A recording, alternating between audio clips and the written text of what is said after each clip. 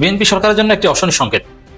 সাংবাদিক মাহমুদুর রহমান বিএনপিকে একটা কঠিন হুঁশিয়ারি দিয়েছেন, বিশেষ করে বিএনপির গুপ্ত বুদ্ধিজীবী যারা এরকম গুপ্তগিরি করে, এরকম প্রতারণামূলক রাজনীতি করে আসলে সরকারে টেকা যায় না। বিএনপি বেশি দিন টিকতে পারবে না, সরকারে পরিস্থিতি সেদিকে যাচ্ছে। দর্শক, মাহমুদুর রহমানের বক্তব্যটা অত্যন্ত তাৎপর্যপূর্ণ। নির্বাচন শেষ হওয়ার পরও বিএনপিপন্থী ইউটিউবাররা, মানে বুদ্ধিজীবীরা, এখন বুদ্ধিজীবীরা তো ইউটিউবার হয়, নির্বাচনের সময় কারচুপি কিংবা নির্বাচনটা জাস্ট এবং ফেয়ার হয়েছে কিনা নিয়ে যদি প্রশ্ন ওঠে, তাহলে নির্বাচন কমিশন তদন্ত সাপেক্ষে সেই নির্বাচন বাতিল করতে পারবে এবং নির্বাচন কমিশন পুনর্নির্বাচনের নির্দেশ দিতে পারবে। তো এবার এই প্রশ্নগুলো উঠেছে, আপনারা তুলেছেন, আমরাও তুলেছি, কিন্তু নির্বাচন কমিশন তদন্ত করে নাই। নির্বাচন কমিশন বরং যেটা করেছে, তড়িঘড়ি করে গভীর রাতে তারা গেজেট প্রকাশ করে দিয়েছে। তো গেজেট প্রকাশ করার একটা তাৎপর্য হলো, নির্বাচন কমিশন যখন গেজেট প্রকাশ হয় তখন নির্বাচন কমিশনের এটা ক্লিয়ারভুক্ত হয়ে যায়। তারা হাত মুছে নিয়েছে, তাদের আর কোনো কিছু করণীয় নেই। এটা ইলেকশন কমিশন এবং ট্রাইব্যুনাল এটা সিদ্ধান্ত নেবে। আমরা এক্ষেত্রে একটা গুরুত্বপূর্ণ সুপারিশ করেছিলাম। আমরা বলেছিলাম যে নির্বাচন কমিশন নির্বাচনের পরে 48 ঘন্টার মধ্যে তারা নির্বাচনটা সুষ্ঠু হয়েছে কিনা এটা সার্টিফাই করবে। এটা গুরুত্বপূর্ণ, কারণ নির্বাচন কমিশনই স্বাধীন সাংবিধানিক প্রতিষ্ঠান নির্বাচন করার জন্য। এখন তারা যেটা করে, যেটা রিটার্নিং অফিসাররা যেই ফলাফল দেয়, এটাই তারা গেজেট প্রকাশ করে দেয়। তারা যে গুরুত্বপূর্ণ প্রতিষ্ঠান, তারা তাদের সেই দায়িত্বটা পালন করে না। বিএনপি সরকারের জন্য একটি অশনি সংকেত। সাংবাদিক মাহমুদুর রহমান বিএনপিকে একটা কঠিন হুঁশিয়ারি দিয়েছেন, বিশেষ করে বিএনপি গুপ্ত বুদ্ধিজীবী যারা এরকম গুপ্তগিরি করে, এরকম প্রতারণামূলক রাজনীতি করে আসলে সরকারে টেকা যায় না। হায় আল্লাহ, যারা আওয়ামী লীগকে পুনর্বাসন করার প্রচেষ্টা চালাচ্ছে তাদের বিরুদ্ধে আমাদেরকে জানানো তৌফিক দান করো। হায় আল্লাহ, বিএনপি যদি যারা আমাদের ভাইদেরকে খুন করেছে তাদের যদি পুনর্বাসনের প্রচেষ্টা চালায়, তাহলে বিএনপি নামক যে দলটা রয়েছে তাদের বিচারের দায়ভার তুমি তোমার হাতে তুলে নাও। হায় আল্লাহ, যারা সংস্কারকে ভণ্ডুল করার প্রচেষ্টা চালাচ্ছে তাদেরকে তোমার প্ল্যান দিয়ে তাদেরকে ভণ্ডুল করে দাও তুমি। এদিকে তার বিরুদ্ধে মানবতা বিরোধী অপরাধ সহ একাধিক মামলার অভিযোগ রয়েছে। এসব মামলার প্রেক্ষিতেই তাকে দেশে ফিরিয়ে এনে আইনের মুখোমুখি করার বিষয়টি নতুন করে আলোচনা এসেছে। সরকার বলছে বিচার প্রক্রিয়া এগিয়ে নিতেই প্রয়োজন কূটনৈতিক উদ্যোগ। যে চাঁদা নেয় আর যে দেয়, ওরা দুজনই তো খুশি। মিয়া বিবি রাজি ও বাহাকারিকা কাজী। আমরা কাজীরা কি করতে পারি? আমাদের কোনো কথা বলারই তো অধিকার নাই, ওরা সমঝোতার মধ্যে দিয়ে দেয়।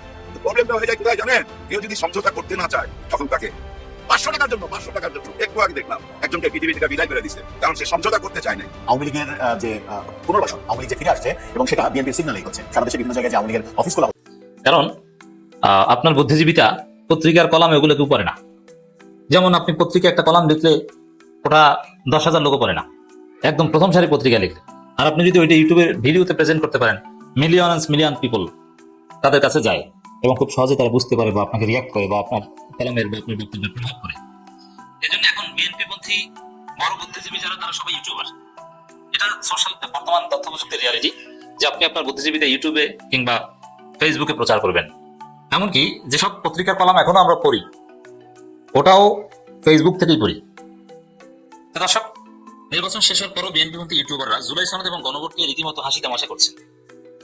এখন এই যে জুলাই সনদ এবং গণভোট নিয়ে হাসি তামাশা করা এবং বিএনপির সাংগঠনিক অবস্থানও, বিএনপি সরকারের অবস্থানও সেই হাসি তামাশা। দলিল, বিএনপি জুলাই সনদ অনুযায়ী বিএনপির এমপিরা সংবিধান সংস্কার পরিষদের সদস্য হিসেবে শপথ নেয়নি, যেটা অপরিহার্য। এই যে হাসি তামাশা, তুচ্ছ তাচ্ছিল্য, এটাই বিএনপি সরকারের জন্য অশনি সংকেত এবং এই জন্য বিএনপি সরকারের পতন হলেও হতে পারে। আই এম সরি দ্যাট এই শব্দ ব্যবহার করতে হচ্ছে। বিএনপি সরকারের পতন হলেও হতে পারে, তবে বিএনপি হাত পা বাঁধা। যেমন দেখেন, বিএনপিকে ক্ষমতা এনেছে যুক্তরাষ্ট্র ভারতের একটা নেক্সাস। এখন একদিকে যুক্তরাষ্ট্রের পররাষ্ট্রমন্ত্রী বানাতে হয় ডক্টর খলিলকে, আর একদিকে ভারত বলেছে জুলাই সনদ বাস্তবায়ন করতে পারবে না, ওটাও মানতে হয়। আর একদিকে জনগণের কাছে কথা দিয়েছিল যে না, আমরা জুলাই সনদ বাস্তবায়ন করবো, গণভোটে হা দিন। তারেক রহমান নিজে বলেছিল গণভোটে হা, এবং ভিডিওগুলো সব মজুদ আছে আমাদের কাছে, স্পষ্টভাবে সালাউদ্দিন আহমেদ বলেছেন হ্যাঁ, একই দিনে জাতীয় নির্বাচন এবং গণভোট হলে গণভোটে যে রায় হবে সেটা আমরা মেনে নিব, গণভোটের রায় শিরোধার্য। এখন বলছেন যে এই শপথ নেওয়া সংবিধানে নাই।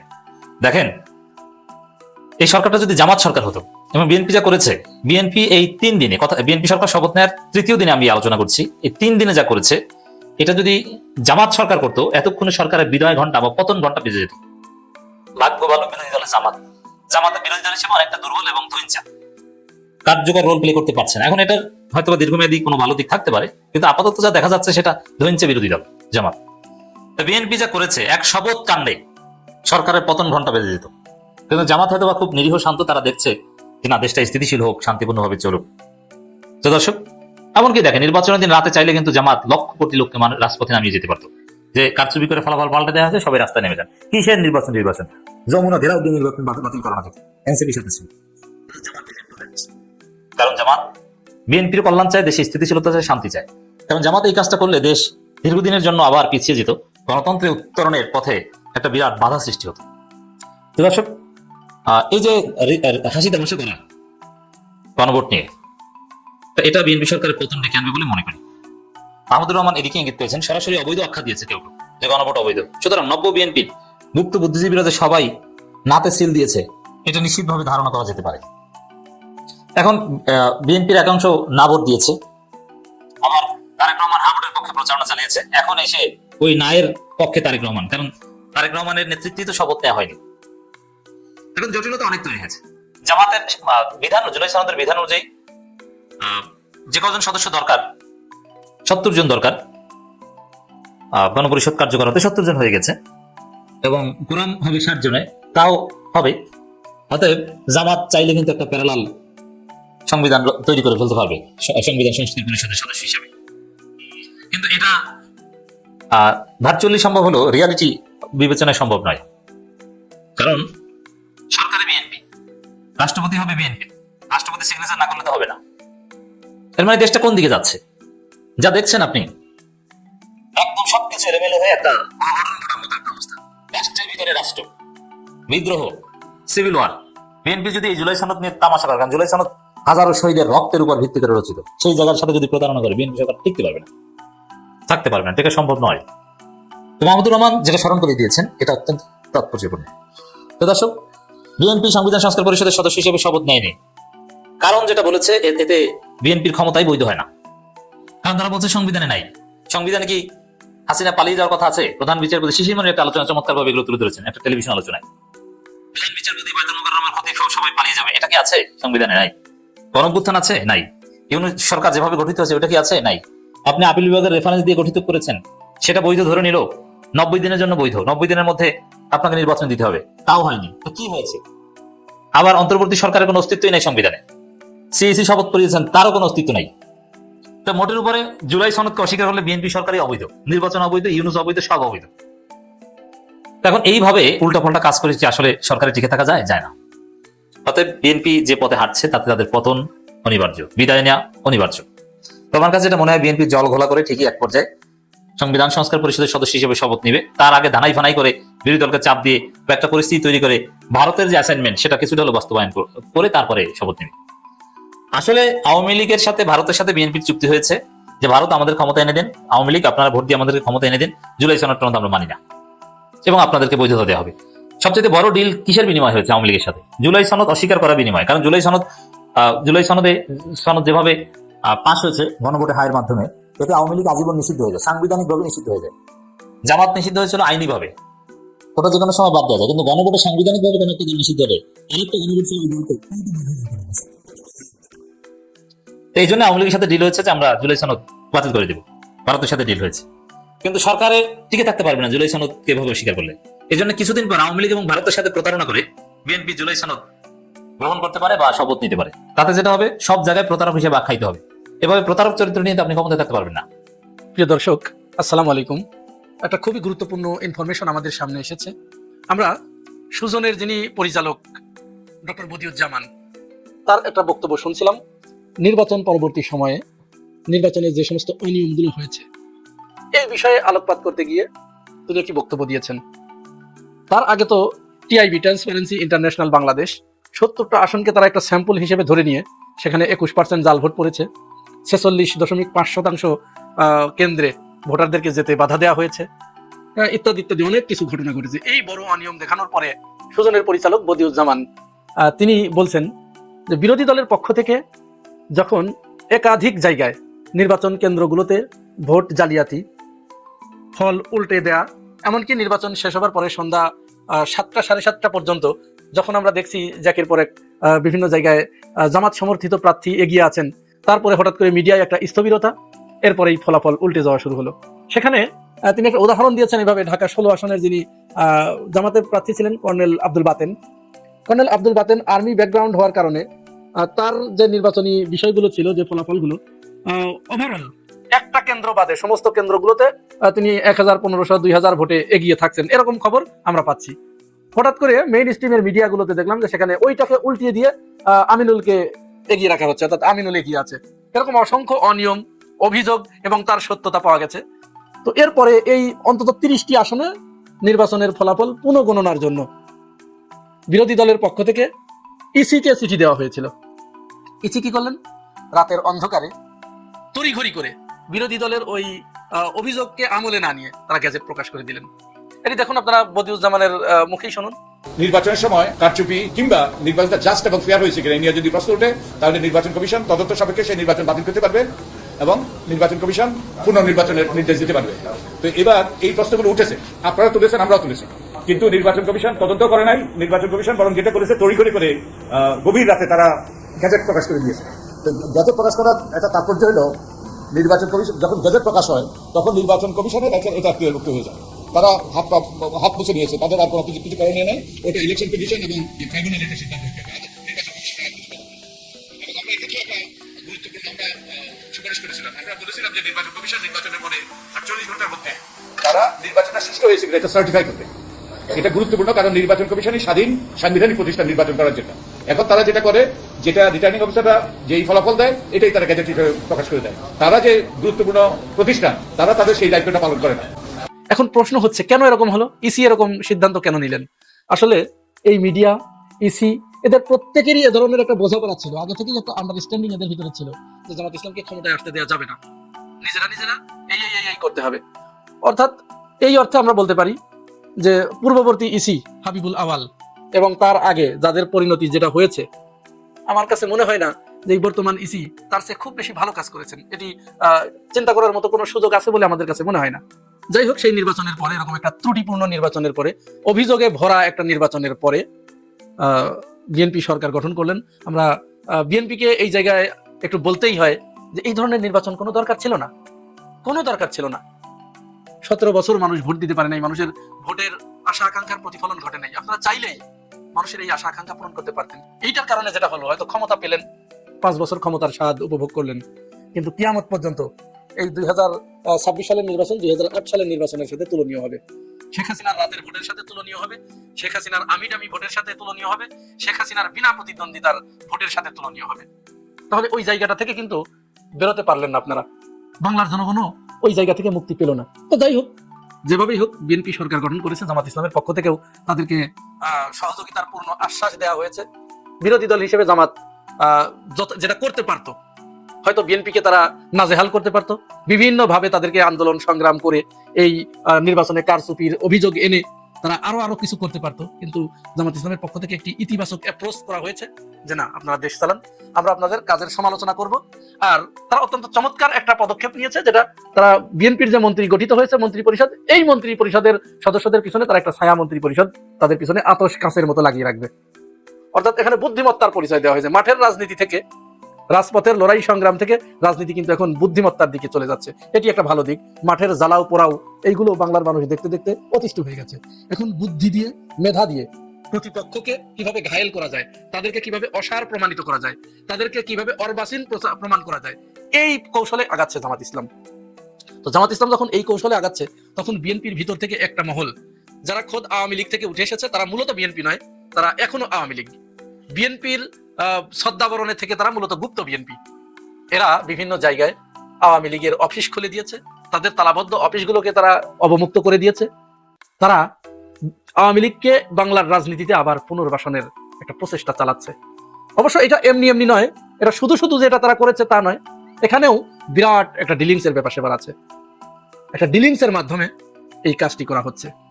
আর বিএনপি যখন আওয়ামী লীগকে নিয়ে এই ধরনের পরিকল্পনা নিয়ে সামনে আগাচ্ছে, তাদেরকে পুনর্বাসন করার পরিকল্পনা নিয়ে আগাচ্ছে এবং বাংলাদেশে তাদের রাজনীতি করার সুযোগ করে দিচ্ছে, ঠিক সেই সময় দেখেন শেখ হাসিনা পরিষদের সাধারণ সম্পাদক তিনি তারেক রহমানকে উদ্দেশ্য করে কি বক্তব্য দিচ্ছেন এবং তিনি তারেক রহমানকে কি ভাষায় গালমন্দ করলেন। বিএনপির ভাইরা এইটা একটু শুনবেন দয়া করে। কাছে নিয়ে ডাক দিয়ে বলে, সালাউদ্দিন, এই মুহূর্তে বিএনপির বিরুদ্ধে কথা বলা যাবে না, তারেক রহমানের বিরুদ্ধে কথা বলা যাবে না, বিকজ আমরা অবজার্ভ করি আমাদের জন্য তারা কি করে। আমি বলি সরি, আপনাদের কাছে দুঃখিত।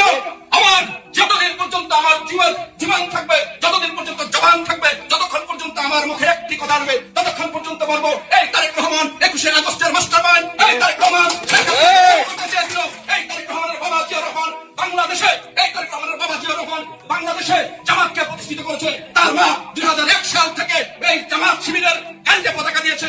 এখনো তারেক রহমান নির্বাচনে বিজয়ী হওয়ার পরে প্রথমে জামাতের আমির শরীকুর রহমান তার বাবার নাগর, তার মার নাগর শফিকুর রহমান জামাতের আমের তার বাসায় গিয়েছে। সুতরাং এই তারেক রহমানের সাথে বাংলাদেশ আওয়ামী লীগের আমাদের কোনো কম্প্রোমাইজ হতে পারে না। যখনই সুযোগ পাবে তখনই শেখ হাসিনাকে হত্যা করতে যাবে, সে যখনই সুযোগ পাবে সে ধানমন্ডি 32 নম্বর ভেঙে দিবে। আপনারা মনে করেন এই ধানমন্ডি 32 নম্বর কে ভেঙেছে? এই ধানমন্ডি 32 নম্বর তারেক রহমানের নির্দেশে ভাঙা হয়েছে। এই ধানমন্ডি 32 নম্বর তারেক রহমান লোকজন পাঠিয়ে, ইশরাক হোসেনকে পাঠিয়ে, বুলডোজার পাঠিয়ে এই ধানমন্ডি 32 নম্বর ভেঙেছে। যে ধানমন্ডি 32 নম্বর ভেঙেছে তার সাথে কি আমাদের কোনো আপোষ হতে পারে? যে ধানমন্ডি 32 নম্বর ভেঙেছে তার সাথে কি আমাদের কোনো কম্প্রোমাইজ হতে পারে? ধানমন্ডি 32 হচ্ছে আমাদের আদর্শের ঠিকানা।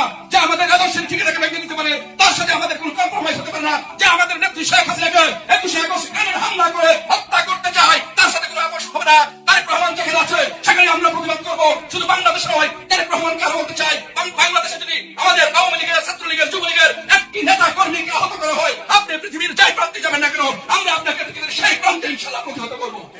শুনেছেন, জামাত ইসলাম কোনোদিন আপনাদের আর যাই হোক এই ভাষায় গালিগালাজ করবে না।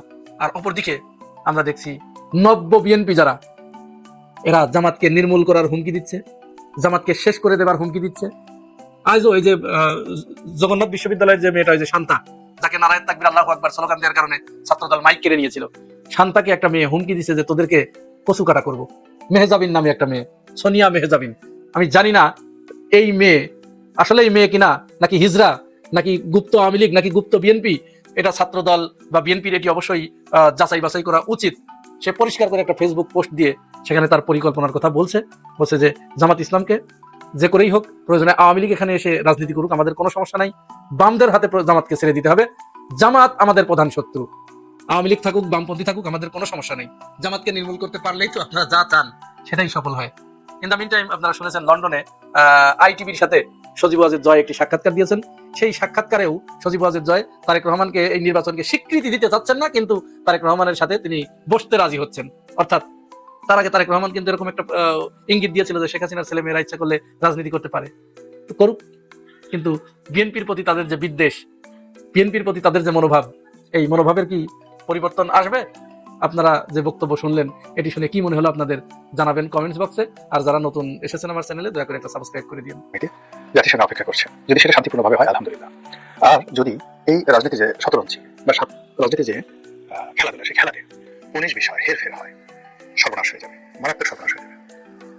আমি আমার নিজের জীবনে যে জিনিসগুলো দেখেছি, যে আমি পরিশ্রম ছাড়া অপ্রত্যাশিতভাবে অন্যের দয়ায়, অন্যের করুণায় বা অন্যের খেয়াল খুশিতে যখন কোনো একটা জিনিস গ্রহণ করেছি, পেয়েছি, ভোগ করেছি, ওটা আমার জীবনে ভীষণ রকম অপমান, দুর্ভোগ, দুর্দশা, লাঞ্ছনা, গঞ্জনা ডেকে নিয়ে এসেছে। আমি যেখানে নিজের পরিশ্রম কোনো কাজ করছি, আমার একটা সার্কেল আছে, জীবনে একটা রোডম্যাপ আছে, যেটা পরিণত বয়সে মানুষ বুঝতে পারে যে তার পক্ষে কোন কাজটি করা শোভনীয়, কোন কাজটি করা অশোভনীয়। চোর কখনো রাতারাতি যদি ভালো কাজ করতে যায় ধরা খাবে। ও চুরির মধ্যেই হয়তো ওর জীবনের একটা সার্কেল লিখে দেওয়া হয়েছে। হঠাৎ উলিয়াল্লাহ হতে চাইলে, মসজিদ থেকে নামাজ পড়তে চাইলে, ওদিন সে জুতা চুরি করে না, কিন্তু লোকজন তাকে জুতো চুরির জন্য মারধর করবে। আবার কোন একজন উলিয়াল্লাহ গাউস পীর মাশায়েখ, সে হয়তো একদিনের জন্য যে কোনো একটা লাউ চুরি করে বসলো, সে এমন শাস্তি পাবে যেটা কল্পনা করার মতো নয়। যে মানুষ দাতা, অনেকে দেয়, সে মানুষ যদি কোনো কারণে অন্য একটা জিনিসের প্রতি লোভ হলো, যে এই লোকটা আমাকে সেটা দিতে, সেই লোকটা তাকে সেটা দিল, সে চেয়ে নিল বা চাইলো এমনি দিল, দেখবে যে তার সেই দাতা যে গুণাবলীটা সেটা আল্লাহ উঠিয়ে নিয়ে যাবেন, সে আর দাতা থাকতে পারবে না, গহিরা হয়ে যাবে। ভোগী যে মানুষ মানুষকে খাওয়ায়, শুধু মানুষকে খাওয়ায়, সে যদি কোনো কারণে অন্য মানুষটা খেতে পছন্দ করে বা বাধ্য হয় বা অন্য মানুষটা খেতে যায়, তার সেই সম্মানটা থাকে না। আমার নিজের জীবন দিয়ে আমি এটা জিনিস বললাম, আমার জীবনে সব ক্ষেত্রেই পরিশ্রম, সম্মান, মর্যাদা যা কিছু যতটুকু আমার অর্জন, প্রত্যেকটার পিছনে আল্লাহর দয়া করুণার সঙ্গে সঙ্গে আমাকে আল্লাহ মেহনত করার সুযোগ দিয়েছেন। কারো দয়া করুণা, কোনো মানুষের সাহায্য জন্য আমাকে কোনোদিন আমার শৈশব থেকে এই পর্যন্ত কোথাও যেতে হয়নি। আমাকে আল্লাহ সবকিছু এনে দিয়েছেন, পরিশ্রম এবং তার দয়া। কিন্তু মানুষের দয়া করুণার জন্য যেতে হয়নি। কখনো কখনো যে চেষ্টা করিনি তা আমার চেষ্টা করেছি, খুব খারাপ ফলাফল এসেছে। তো এরকম যদি বলছিলাম যে এখন যারা রাজনীতিতে কতগুলো সার্কেল আছে, সেই সার্কেলের বিনিময়ে যদি সেই সীমার মধ্যে থেকে মানুষ কাজকর্ম করে, তখন তার বরকত থাকে। সেটা ছিল বরকত ছিল, বঙ্গবন্ধুর বরকত ছিল, যতদিন পর্যন্ত তারা নিজেদের মেহনতের ফসল ভোগ করেছেন। কিন্তু যে মুহূর্তে নিজেদের মেহনতের বাইরে গিয়ে তারা আমলাদের, কামলাদের, বিভিন্ন মানুষের কুবুদ্ধি, অন্যকে ঠকানোর এবং অন্যকে বঞ্চিত করার যে দুর্বিষদে এই জিনিসগুলোর উপর তারা ভর করেছেন, অমনি তাদের যে প্রাপ্য সম্মান, মর্যাদা, সেটা আল্লাহ তাদের কাছ থেকে উঠিয়ে নিয়ে গেছেন। যে দেশ বঙ্গবন্ধু স্বাধীন করেছেন, মহান মুক্তিযুদ্ধে যে আওয়ামী লীগ নেতৃত্ব দিয়েছে, তাদের লোকজন আজকে দেশ ছাড়া, এর চেয়ে অপমান, এর চেয়ে কষ্ট, এর চেয়ে খোদাই গজে বার করতে পারে না। যারা দেশের প্রয়োজনে, নিজের প্রয়োজনে বিদেশে থাকেন, তাদের কথা আলাদা।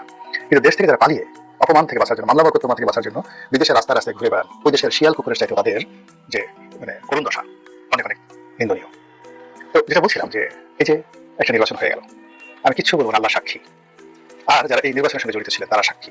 হতে পারেন তারা ওলি আল্লাহ, হতে পারেন তারা সাধারণ মানুষ, হতে পারেন তারা অনেক ক্ষমতাধর ব্যক্তি, কিন্তু তারা বুকে হাত দিয়ে জানেন যে এই নির্বাচনটি হলো, এই নির্বাচনের আগে কোথায় কয়টি বৈঠক হয়েছে, এই নির্বাচনের ফলাফল কেমন হবে, কোনটা কি হবে, তারা জানেন। তো কাজে সেই যে একটা নির্বাচন দেবে কিন্তু দৃষ্টিতে শান্তিপূর্ণ সবকিছু, কিন্তু পর্দার আড়ালে যা কিছু হয়েছে আপনি আমি না দেখে তো আল্লাহ তো দেখেছেন। এই বাংলাদেশে একজন প্রধান নির্বাচন কমিশনার সিইসি নুরুল হুদা আমার খুব ঘনিষ্ঠজন ছিলেন। তার মতো ভালো মানুষ খুব অল্প আছেন। সেই নুরুল হুদা সাহেব তার নিজের ঘরের মধ্যে বাড়ির মধ্যে জুতো পিঠা খেয়েছেন, চর থাপড় দিল খুশি গেছে, জুতোর মালা পরিয়ে লাথি গুতো দিয়ে তাকে জেলখানায় ঢোকানো হয়েছে। হাবিবুল আওয়াল আমার ডিপার্টমেন্টের বড় ভাই, ল ডিপার্টমেন্টের অনেস্ট কাকে বলে, সততা কাকে বলে, 2024 নির্বাচনের জন্য তিনি যেভাবে নিন্দিত হয়েছেন, যেভাবে তিনি নুরুল হুদার ঘটনার পরে মব আতঙ্কে অস্থির হয়ে পড়েছেন, পুলিশ ডেকে তারপর তিনি আত্মসমর্পণ করে জেলখানায় ঢুকে এখন প্রাণ বাঁচাচ্ছেন। এইভাবে মানুষের যে হক, সেই হক নষ্ট করলে আপনি সামনে থাকেন পিছনে থাকেন, দূরে দাঁড়িয়ে দাঁড়িয়ে তামসা দেখেন, ঘ্রাণ শুকেন, মানুষের হক নষ্ট করলে দুনিয়াতে এতে বিচার হয়ে যায়। কেউ রক্ষা পায়নি স্বাধীনতার পর থেকে আজ অবধি। বঙ্গবন্ধু রক্ষা পেয়েছেন? জিয়াউর রহমান কি আপনাকে মনে হয় তার যে মৃত্যু খুব স্বাভাবিক মৃত্যু? এর সাথে অপমান, এর সাথে ক্ষমতার চুক্তি, এর সাথে মৃত্যু স্বাভাবিক? রওশনের সাথে অবস্থা কি এবং খালেদা জিয়ার অবস্থা কি? তিনি যে কষ্ট করেছেন আপনার কি মনে হয় তিনি শুধু পূর্ণময় কাজ করেছেন, ভালো কাজ করেছেন, আর শেখ হাসিনা তাকে শাস্তি দিয়েছে? আপনাকে সাই মনে হয়?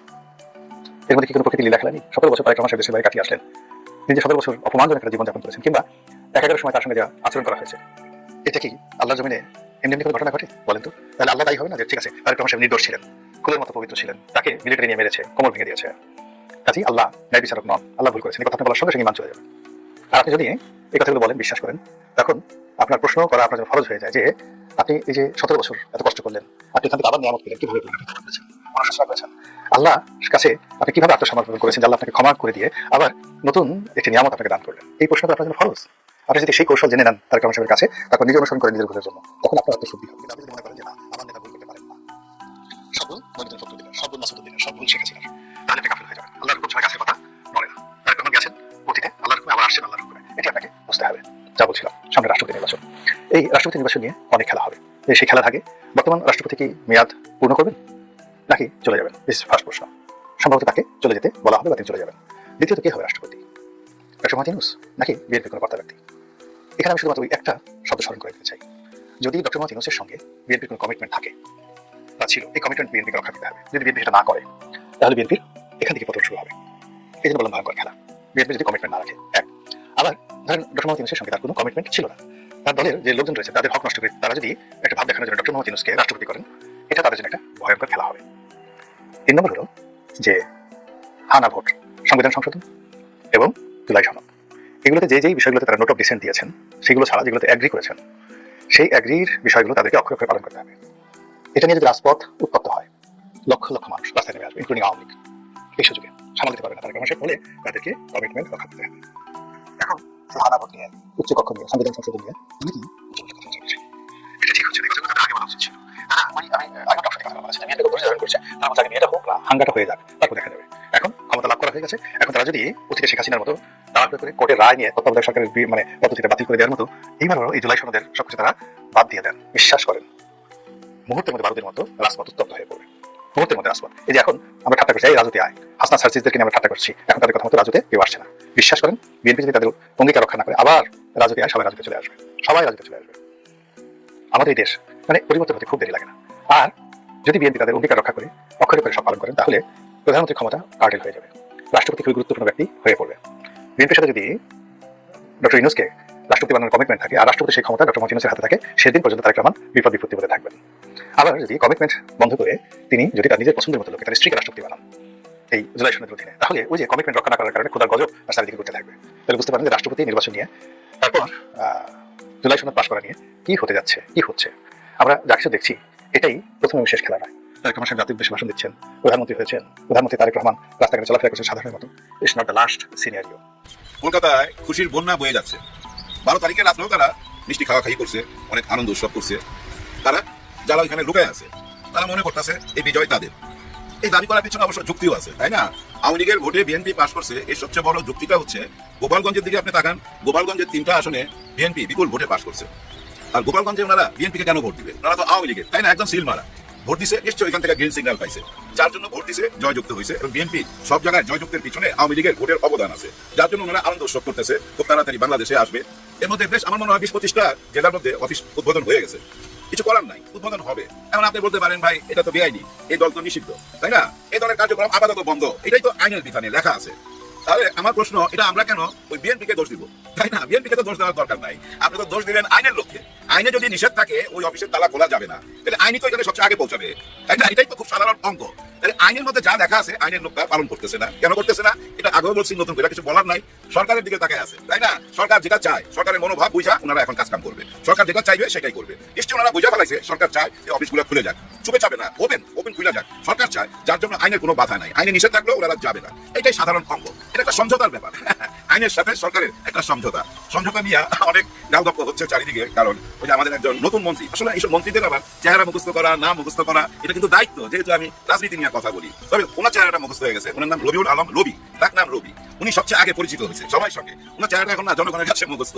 উনি হচ্ছেন আমাদের সড়ক পরিবহন মন্ত্রী। আবার শুনছি উনি আরো কিছু মন্ত্রিত্ব পাইছে, বোধহয় রেলমন্ত্রীও উনি।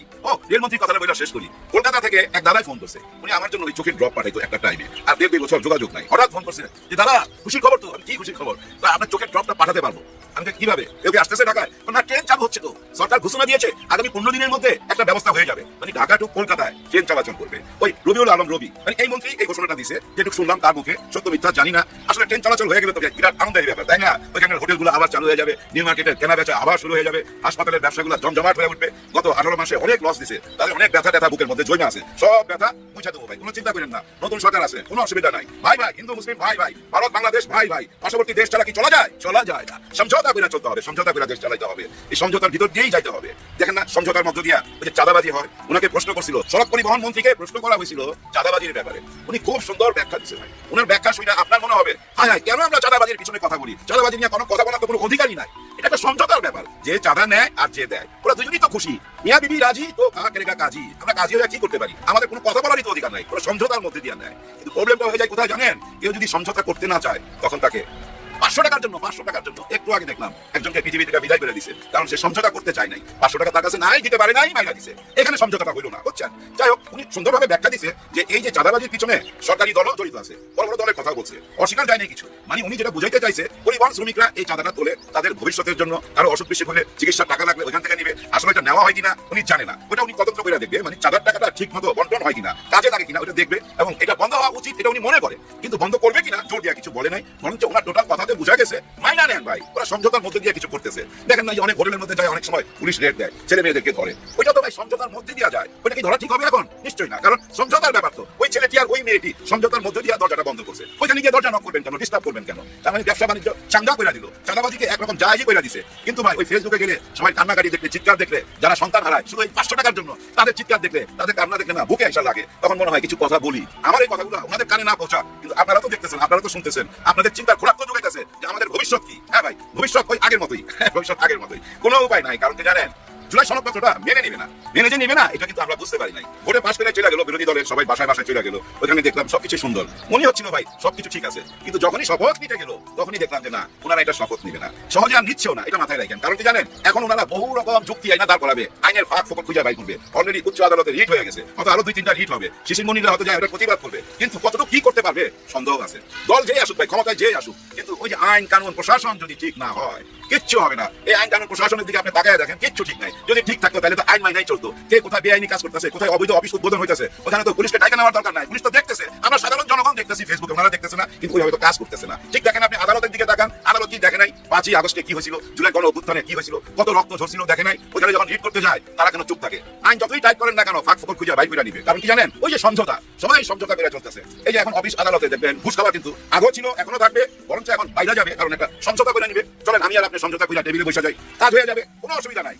এমন এলাকা আছে ভাই, দেখেন যায় ওইখানে 5000 অবৈধ লাইন আছে, শুধু তিতাস গ্যাসে 5000 অবৈধ লাইন আছে, ইলেকট্রিক অবৈধ লাইন আছে। এগুলো কি কাটতে পারবেন? জীবনও কাটতে পারবেন না। কারণ ওই যে সমঝোতা, যে চাঁদা দিচ্ছে সেও মুখ খুলবে না, যে নিচ্ছে ও তো মুখ খুলবে না। ওই চাঁদা নিয়ে আসে কি করে? একা খায় না, নিশ্চয়ই একা খায় না। এই টাকা ভাগ যাইতে থাকে ভাই, যাইতে একদম উপর পর্যন্ত যায়। আমাদের যে কাকরাইলে রাজমণি সিনেমা হল আছে না, এই সিনেমা হলের উল্টা দিকে একটা বিল্ডিং আছে, ওই বিল্ডিং এর 6 তলা না 5 তলা মনে নাই, ওইখানে প্রতি রাত্রে 10টার দিকে 5 থেকে 6 বস্তা টাকা আসতো। এই টাকাটা কোথাকার জানেন? কাকরাইল থেকে গুলিস্তান মোড়, এই যে বঙ্গবাজার, এই সাইডে রাস্তায় ফুটপাতে যে বসে না, তাদের টাকা 200, 300, 500 বস্তা বইলা আনতো, হোল নাইট টাকা গোনা হইতো। তারপর ওই টাকা ভাগাভাগি হইতো, ধরেন 5 বস্তার মধ্যে 1 বস্তা ওরা 4 বস্তা ভাগাভাগি করে দিত। কোন পর্যন্ত যাইতে এবার বুঝে নিয়ে একটা কথা স্বীকার যাইতে হবে, কেউ অস্বীকার যাইতে পারবেন না। চাঁদাবাজি হয় আর পুলিশ জানে না, এই কথা আমি মানতে রাজি না। পুলিশ জানে, আমি তো মনে করি পুলিশকে না জানে কেউ চাঁদাবাজি করার সাহসই রাখে না। হ্যাঁ ভাই, আমি এই রংবাজ সজম এই এলাকায় রংবাজি গুরু প্রত্যেক দোকানে দোকানে চাঁদা নেবো, আর আমাকে কোনো শেল্টার দিবে না পুলিশ, আমি এই কাজটা করতে পারবো? নিশ্চয়ই পারবো না, আমার সাহস নাই তো পুলিশ। নিশ্চয়ই আমি মনে করি সমঝোতা, ওই সমঝোতার মধ্যে দিয়া এগুলো অতীতে দেখে আসছি, কিন্তু এখন কি এগুলো চলবে? নিশ্চয়ই চলবে না। আমি মনে করি সরকার যেই গঠন করুক, ধরেন এখন বিএনপি আসছে, আগামীতে মনে করেন জামাত ইসলাম আসবে, জামাত ইসলাম না আসলো আওয়ামী লীগ আসবে, আসবে ভাই, সেই সিমটম তো দেখা দিচ্ছে, তাই না? এখন যেই ক্ষমতা আসবে আপনারা তার